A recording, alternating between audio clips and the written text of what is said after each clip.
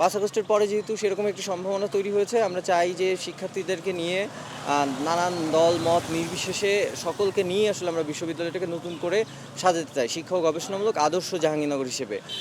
এই কারণেই এই চিন্তারই একটা প্রতিফলন আপনি দেখতে পাবেন আমাদের যে সম্প্রীতি ঐক্য প্যানেল, সেই প্যানেলে আমাদের প্যানেলে ১১ জন নারী সদস্য রয়েছে, ৭ জন আদিবাসী সদস্য রয়েছে।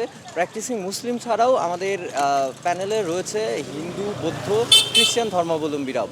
আমরা আসলে জাতি, ধর্ম, বর্ণ ঊর্ধ্বে গিয়ে সকলকে মানুষ হিসেবে, শিক্ষার্থী হিসেবে বিবেচনা করতে চাই এবং সকলের দায়িত্ব বা পদ বন্টনের ক্ষেত্রে সকলকে সমান গুরুত্ব দিয়ে দেখতে চাই।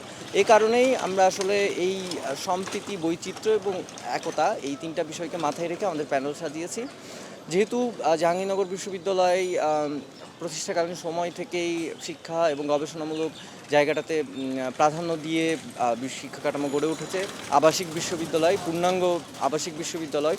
তো শিক্ষার্থীরা তাদের ভোট প্রদানের ক্ষেত্রে আমরা মনে করি যে তাদের বিবেচনাগুলো মাথায় রাখবেন।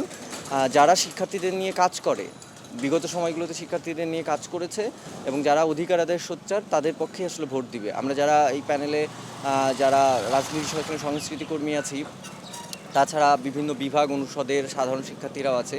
তো সকলেই যারা আসলে দেশের জন্য বা বিশ্ববিদ্যালয়ের শিক্ষার্থীদের জন্য কাজ করতে চায়, তাদের যেহেতু উপস্থিতি এখানে আছে, তাদের প্রতিনিধিত্ব আছে, আমি মনে করি যে বিশ্ববিদ্যালয়ের সকল শিক্ষার্থী আসলে আমাদের পক্ষে রায় দিবে ১১ তারিখ ব্যালটে।